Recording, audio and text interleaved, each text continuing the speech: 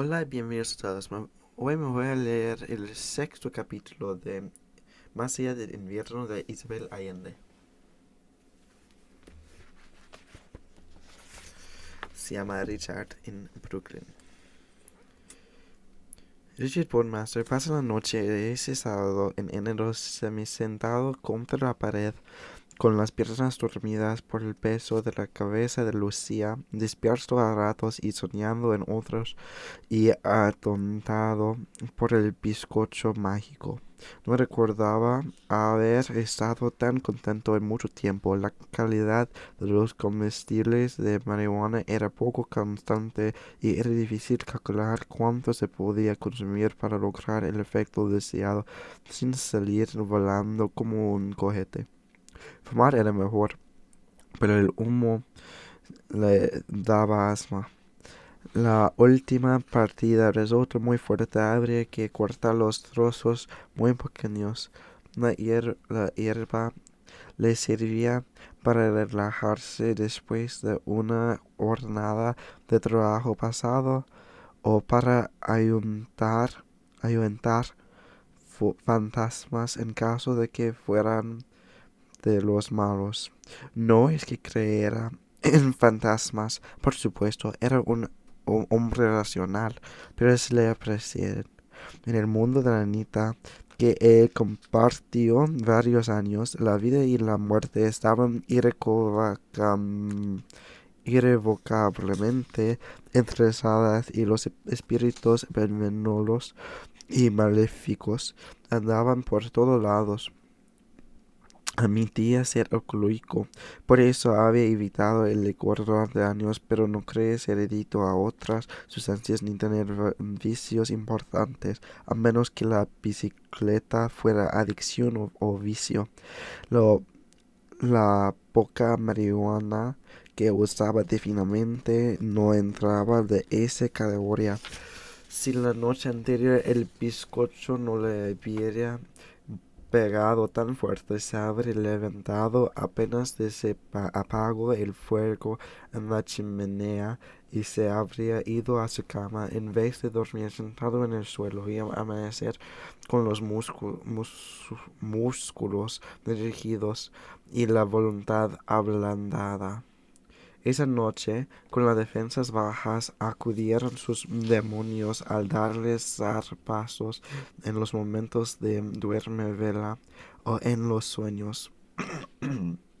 Años antes había intentado mantenerlos encerrados en un compartimento blindado de la memoria, pero desistió porque junto con los demonios se iban los ángeles. Después aprendió a cuidar sus recuerdos, incluso los más penosos, porque sin ellos sería como si nunca hubiera sido joven, nunca hubiera amado, nunca hubiera sido padre. Si el precio que debía pagar por eso era más sufrimiento, lo pagaba. A veces los demonios ganaban la pelea contra los ángeles y el resultado era una migraña paralizante que también formaba parte del precio. Cargaba con la pesada duda de los errores cometidos, una duda que no había partido con nadie hasta el invierno de 2016, cuando las circunstancias le abrirían el corazón a la fuerza. La apertura ya había comenzado esa noche tirado en el suelo entre dos mujeres y un periódico, exorcizando de a poco su pasado, mientras en el exterior Brooklyn dormía. En su ordenador, cuando encendía la pantalla, aparecía una fotografía de Anita y Vivi acusándolo o sonriéndole según el ánimo del día. No era un recordatorio, no lo necesitaba. Si la memoria llegara a fallarle, Anita y Vivi estarían esperándolo en la dimensión atemporal de los sueños.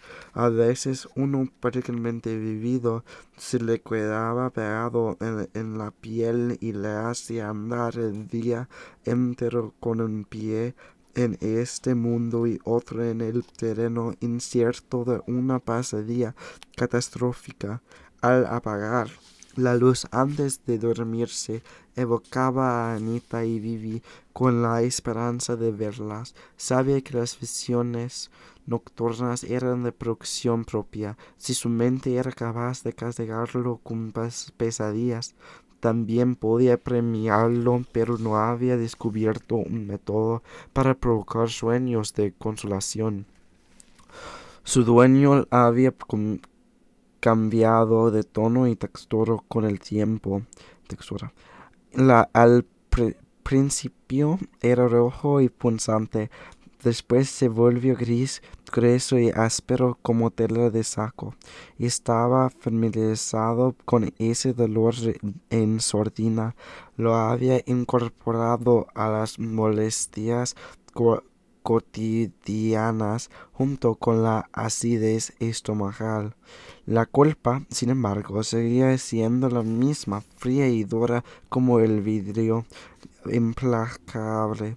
Su amigo Horacio, siempre dispuesto a brindar por lo bueno y minimizar lo malo, lo había acusado en una ocasión de estar enamorado de la desgracia.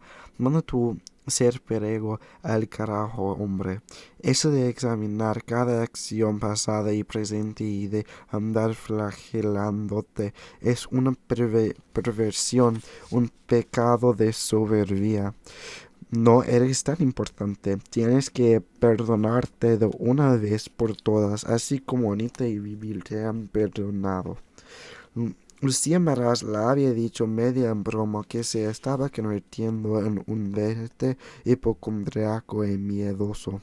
Ya lo soy, le contestó, tratando de imitar el tono jocoso de ella, pero se sintió herido, porque era una verdad imposible de rebatir. Estaban de pie en una de esas reuniones sociales y espantosas del departamento para despedir a una profesora que se jubilaba. Se acercó a Lucía con un vaso de vino para ella y uno de agua mineral para él. Ella era la única persona quien tenía deseos de conversar. La chilena tenía razón, vivía preocupado.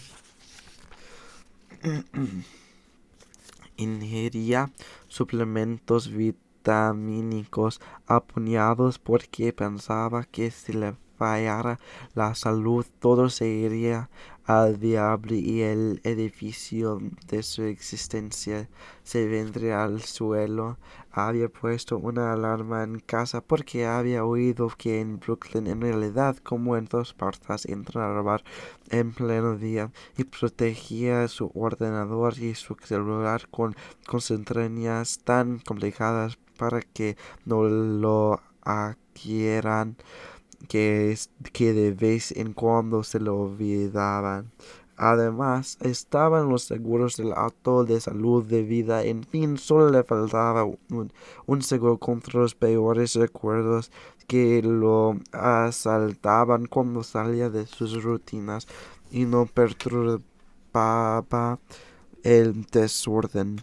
A sus estudiantes les predicaban que el orden es un arte de los seres racionales, una batalla sin tregua contra las fuerzas centrífugas, porque la dinámica natural de todo lo existente es la expansión, la multiplicación y el caos. Como prueba bastaba observar el comportamiento humano, la voracidad de la naturaleza y la complejidad infinita del universo para conservar al menos una apariencia de orden. Él no se descuidaba, mantenía su esencia bajo control con precisión militar. Para eso servían sus listas y su estricto calendario.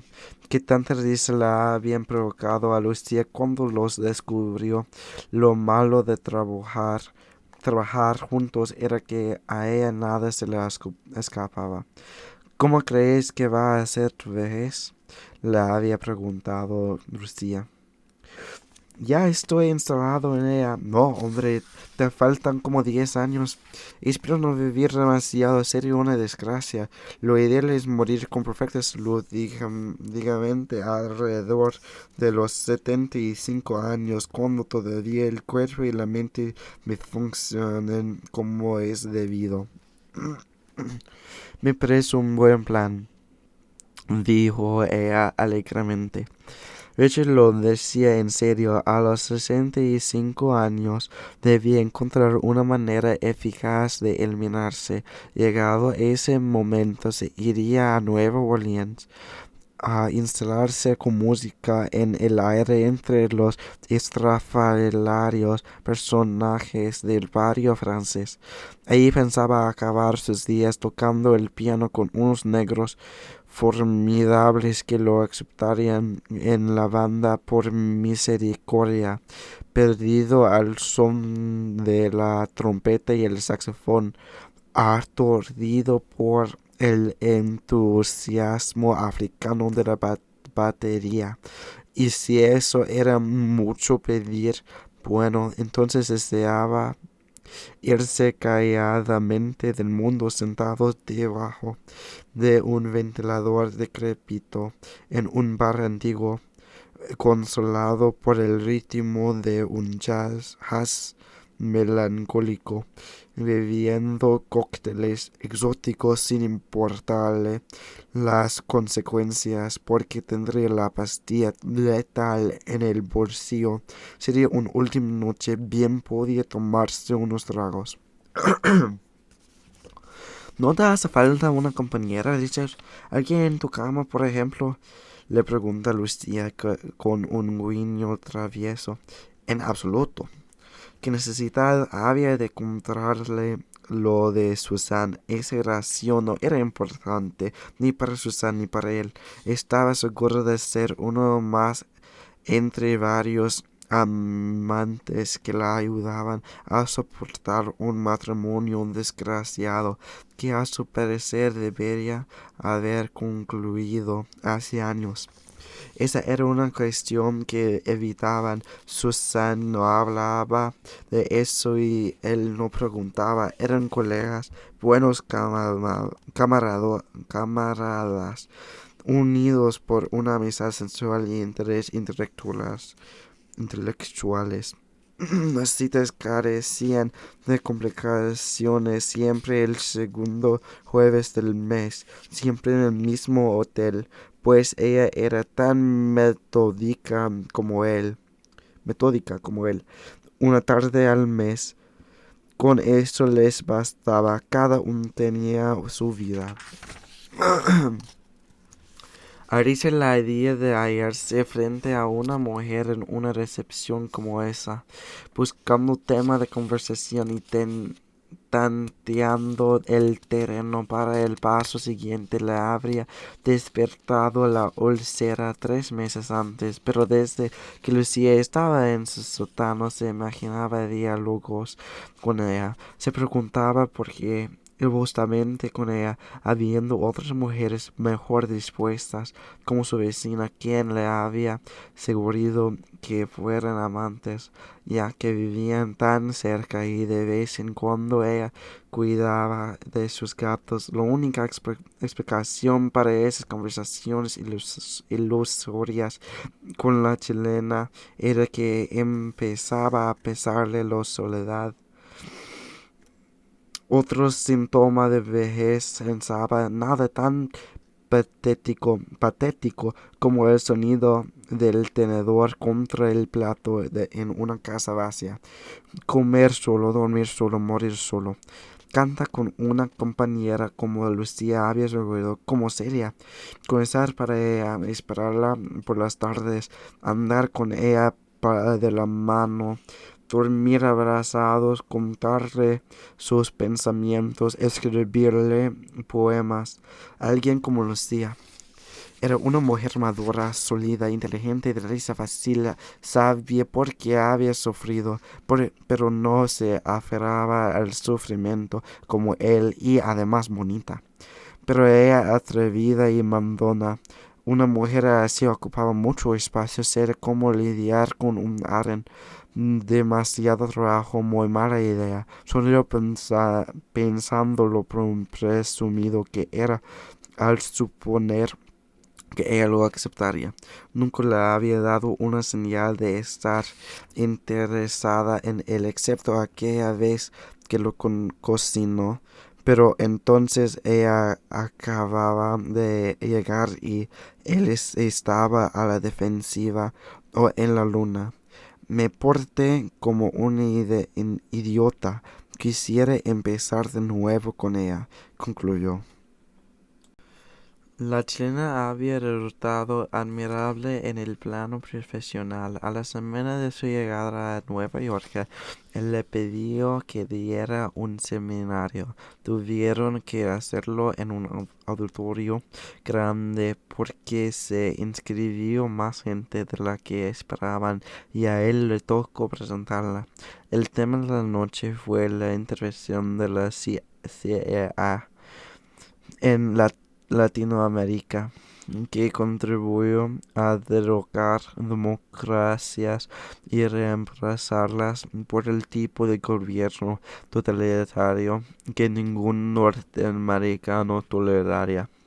Richard se sentó entre el público mientras Lucía hablaba sin consultar notas en inglés con ese acento que a él le parece simpático. Cuando concluyó su exposición, la primera pregunta fue de un colega respecto al milagro económico de la dictadura en Chile. Por el tono de su comentario, fue evidente que justificaba la representación.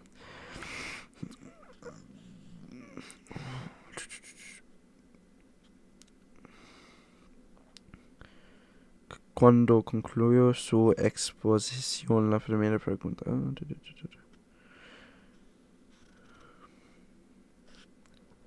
Richard se sentó entre el público mientras Lucía hablaba sin consultar notas en inglés con ese acento que a él le parecía simpático. Cuando concluyó su exposición, la primera pregunta fue de un colega respecto al milagro económico de la dictadura en Chile. Por el tono de su comentario fue evidente que justificaba la represión.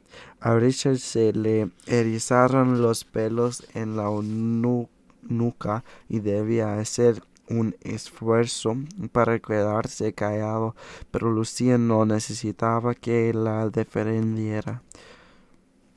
Respondió que el supuesto milagro se desinfló y que las estadísticas económicas no daban cuenta de la enorme desigualdad y la pobreza. Un profesor de la Universidad de California mencionó la situación de violencia en Guatemala, Honduras y El Salvador, y las decenas de miles de niños solos que cruzaban la frontera, escapando o en busca de sus padres, y propuso de organizar el Sanctuary Movement de los años 80.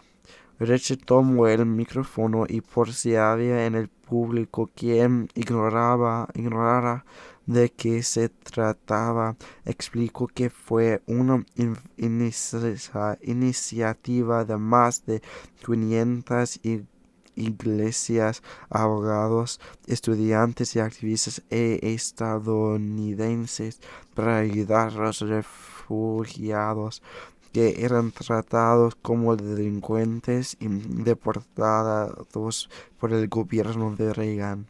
Lucía preguntó si había alguien en la sala que hubiera participado en ese movimiento y se levantaron 4 manos.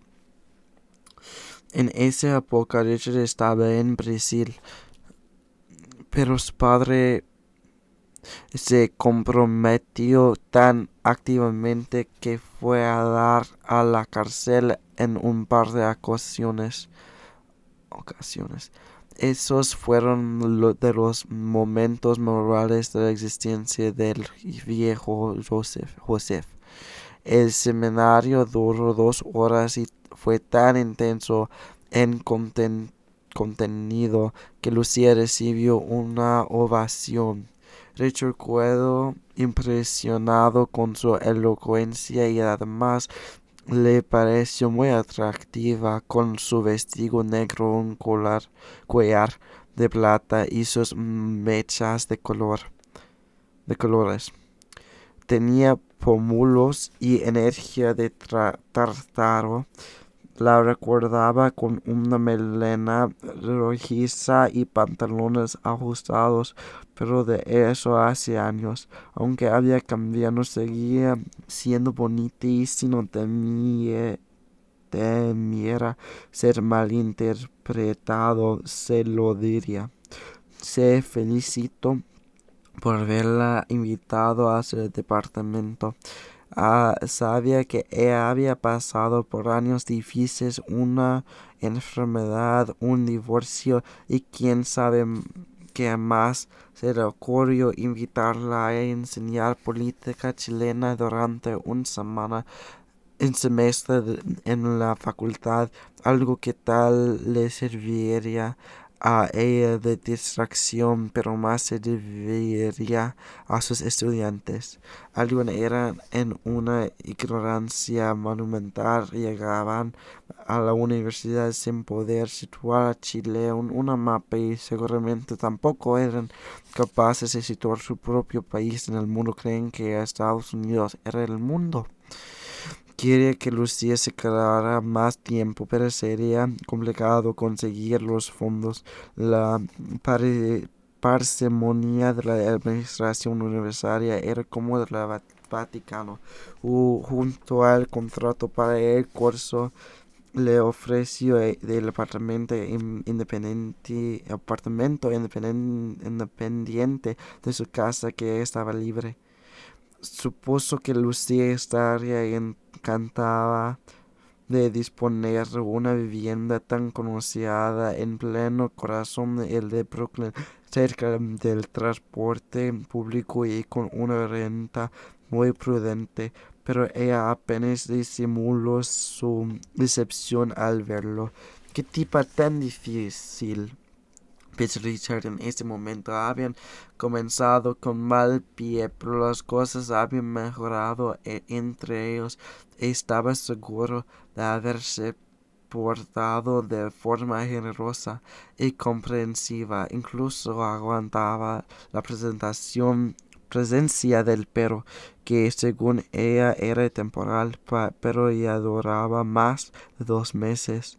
Aunque en el contrato de alquiler las mascotas estaban prohibidos, se había hecho el tonto con ese chihuahua que lo ladraba como un pastor alemán y tenía aterrados al cartero y a los vecinos. No sabía nada de perros, pero podía ver que Marcelo era peculiar con sus ojos protuberantes de sapo que no le calzaban bien en las órbitas y la lengua colgando porque le faltaban un montón de dientes.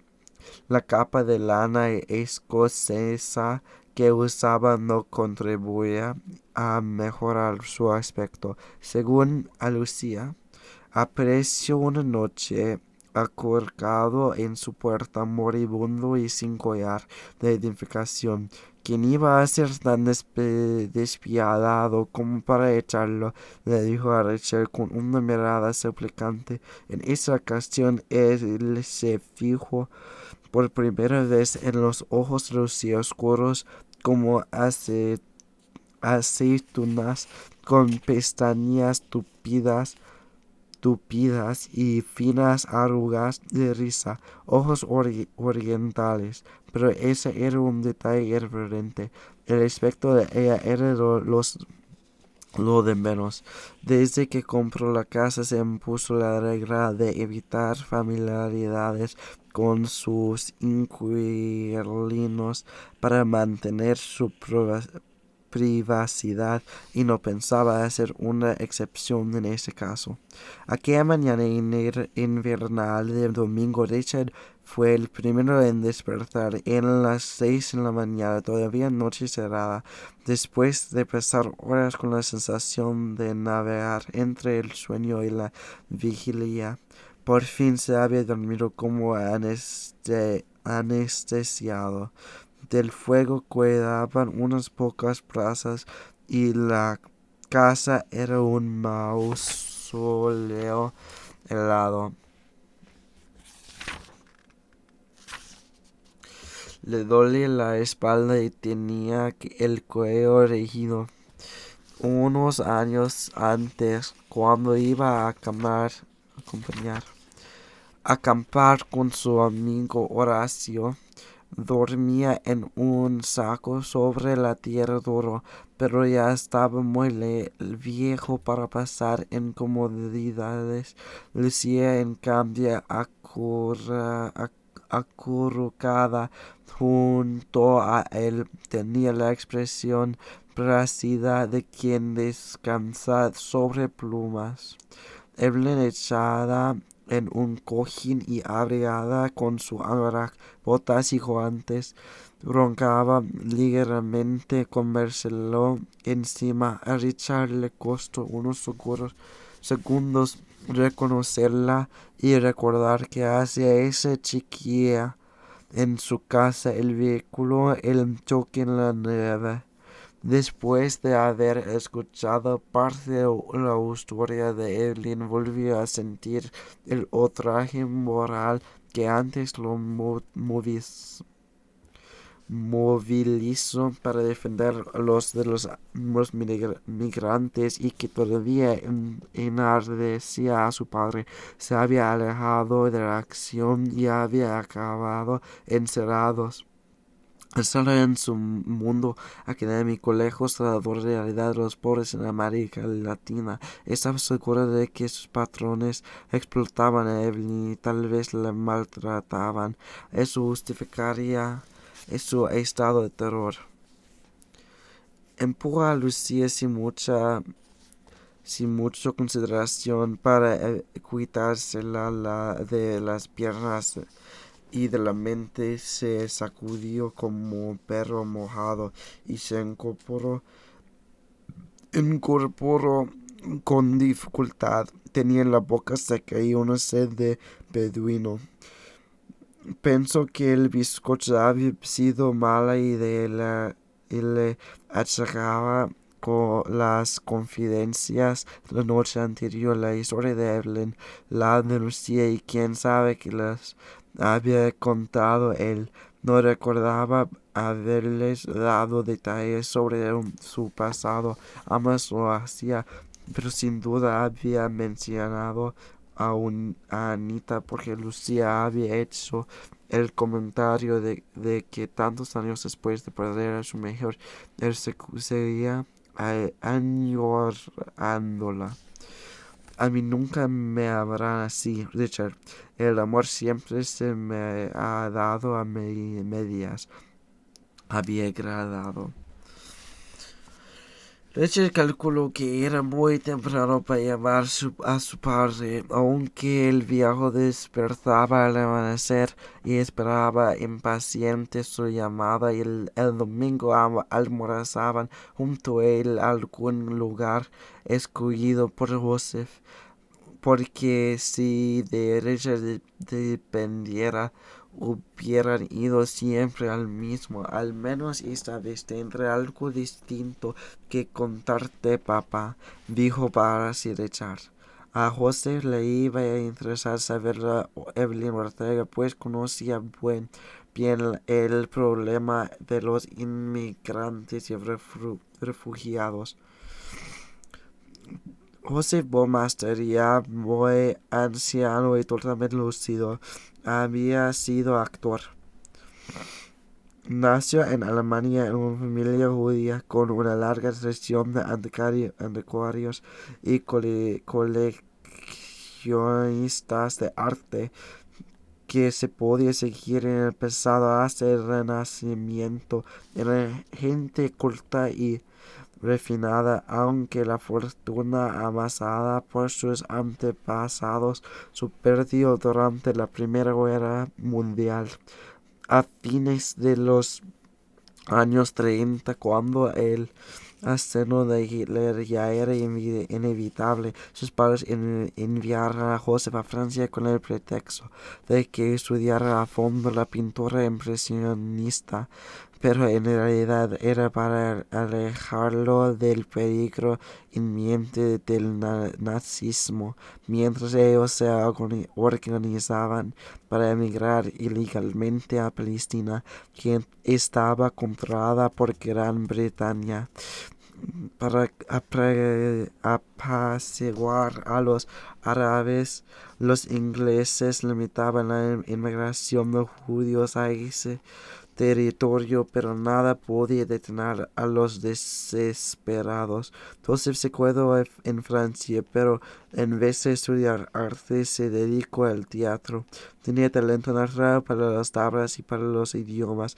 Además del alemán, dominaba el francés y se propuso estudiar inglés con tanto éxito que podía evitar varios acentos desde el cockney hasta la locución de la BBC.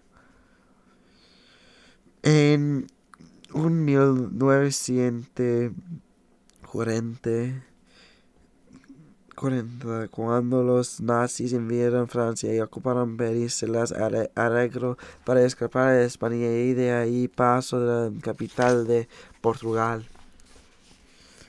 Habría de recordar toda su vida la bondad de sus personas que, corriendo graves riesgos, lo ayudaron en esa odisea. Richard creció con la historia de su padre en la guerra, con la idea tallada sincera en su mente de que ayudar al perseguido en un deber moral ineludible. Apenas tuvo edad suficiente, su padre le llevó a Francia a visitar las familias que lo escondieron a los alemanes y a España a agradecer a quienes lo ayudaron a sobrevivir y llegar hasta Portugal. En, en 1940, Lisboa se había convertido en el último refugio de cientos de miles de judíos europeos que trataban de obtener documentos para llegar a los Estados Unidos, a Sudamérica o a Palestina. Mientras esperaba su oportunidad, Joseph se alojó en el barrio de Alfama, un laberinto de callejuelas y casas misteriosas, en una pensión olorosa a jazmín y naranjas. Allí se enamoró de Chloe, la hija de la dueña, 3 años mayor que él, empleado del correo durante el día y cantante de fados por las noches, pero una belleza morena y de expresión trágica apropiada para las canciones tristes de su repertorio. Joseph no se atrevió a comunicarle a sus padres que estaba enamorado de Chloe, porque ella no era judía, hasta que pudieran emigrar juntos, primero a Londres, donde vivieron 2 años, y después a Nueva York. Para entonces la guerra ardía con furia en Europa y los padres de José, instalados precariamente en Palestina, no objetaron que la futura era fuera gentil. Lo único que importaba era que su hijo estuviera a salvo del genocidio que perpetraban los alemanes en Nueva York. Joseph cambió su apellido por Burmeister, que sonaba inglés de pura cepa y con su fingido acento de aristócrata pudo representar obras de Shakespeare durante 40 años. Cloyce, en cambio, nunca aprendió bien el inglés y no tuvo éxito con los fados lastimeros de su país, pero en vez de sumirse en desesperación de artista frustrada, se puso a estudiar moda y se convirtió en la proveedora de la familia, porque los ingresos de Joseph en el teatro nunca alcanzaban para terminar el mes. La mujer con aires de diva que Joseph conoció en Lisboa demostró tener gran sentido práctico y capacidad de trabajo. Además, era inamovible en sus afectos y dedicó su existencia a amar a su marido y a realizarse su único hijo, que creció mimado como un príncipe en un modesto apartamento del Bronx, protegido del mundo por el cariño de sus padres. Al recordar esa infancia feliz, habrá de preguntarse muchas veces por qué no estuvo a la altura de lo que le inculcaron de chico, porque no siguió el ejemplo recibido y falló como marido y como padre. Ella resultó casi tan guapo como Joseph, pero más bajo y sin su altisonante temperamento de actor, salió más bien melancólico como su madre. Sus padres, ocupados de sus respectivos trabajos, la amaban sin sofocarlo y lo trataban con la negligencia habitual de esa época, antes de que los niños se convirtieran en proyectos. A Richard ese le convenía porque lo dejaban en paz con sus libros y nadie lo exigía mucho. Bastaba con que sacaran buenas notas y tuviera buenos modales y buenos sentimientos. Pasaba más tiempo con su padre que con su madre, porque José disponía de horario flexible, mientras que Chloe era socia de una tienda de modas y solía quedarse consiendo hasta altas horas de la noche. José llevaba a su hijo en sus paseos de socorro, como los llamaba Chloe. Iban a dejar comida y ropa que donaban las iglesias y la sinagoga a las familiares más pobres de Bronx, tanto judías como cristianas. Al necesitado no se le pregunta quién es ni de dónde viene Richard. Todos somos iguales en la desgracia, le decía José a su hijo. 20 años más tarde habría de probarlo, enfrentándose en las calles a la policía para defender a inmigrantes indocumentados víctimas de redades en Nueva York.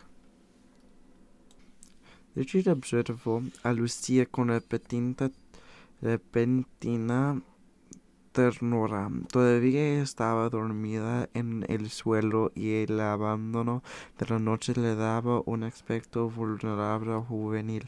Esa mujer con edad suficiente para ser abuela le recordó a su Anita de reposo, su Anita de 20 y tantos años. Por un segundo estuvo tentado de agacharse, tomar la cara entre las manos y besarle, pero se contuvo de inmediato, sorprendido de ese impulso traicionero. «Vamos a despertar», anunció golpeando las palmas. Lucía abrió los ojos, también tardó un poco en ubicarse en un momento y el lugar. «¿Qué hora es?», preguntó. «Hora de empezar a funcionar».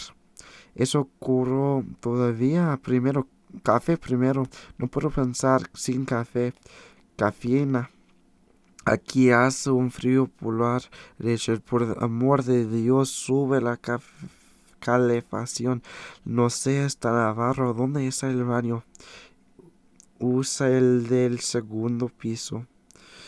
Lucía se levanta en varias etapas, primero a gatas, luego de rodillas, después con las manos en el suelo y el acero en el aire, como había aprendido en su clase de yoga, y por último de pie. Antes podía hacer flexiones, ahora estirarme me da calambres, la vejez en un mierda, mascullo en dirección a la escalera. Veo que no soy el único que va camino a la ancianidad, pensó Richard, que con cierta satisfacción fue a colar café, a poner con la comida a los gatos, mientras Evelyn y Marcelo se desperezaban como si tuvieran todo el día por delante para perder tiempo. Controló del impulso de apurar a la chica que debía estar agotada. El baño del segundo piso, limpio y sin uso aparente, era grande y anticuado, con una bañera de patas de león y grafos dorados. Lucía vi en el espejo a una mujer desconocida, de ojos hinchados, cara colorada, unos pelos blancos y rosados que parecían una peluca de payaso. Originalmente las mechas fueron color remolacha, pero se iban tiñendo. Se dio una ducha rápida, se secó con su camiseta porque no había toallas y se peinó con los dedos. Necesitaba su cepillo de dientes y su bolsa de maquillaje. Ya no puedes andar por el mundo sin mascarilla y lápiz de labios, le dijo al espejo. Le dijo al espejo.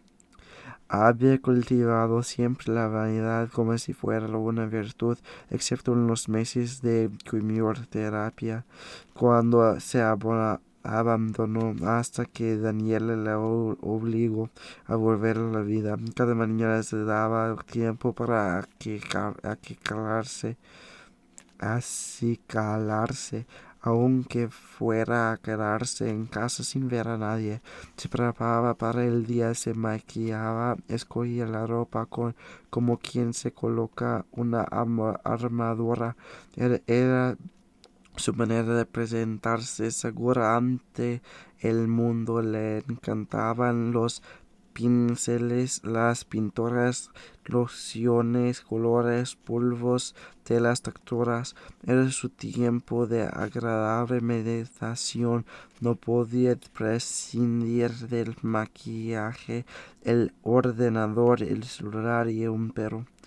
El ordenador era su herramienta de trabajo. Eso la conectaba con el mundo, especialmente cuando tenía la necesidad de convivir con un animal. Había comenzado cuando vivía sola en Vancouver y había continuado en sus años de matrimonio con Carlos.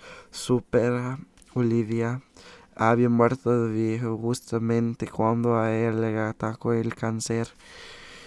En esa época le tocó llorar la muerte de su madre, el divorcio, la enfermedad y la pérdida de Olivia, su fiel compañera. Marcela era un enviado del cielo, el confidente perfecto, conversaban y él le hacía reír con su fealdad y la mirada inquisitiva de sus ojos del batracio. Con ese chihuahua que ladraba a los ratones y a los fantasmas, y le daba salida a la ternura insoportable que llevaba por dentro y no podía ofrecerle a su hija porque la habría abrumado. Bueno, gracias por escuchar.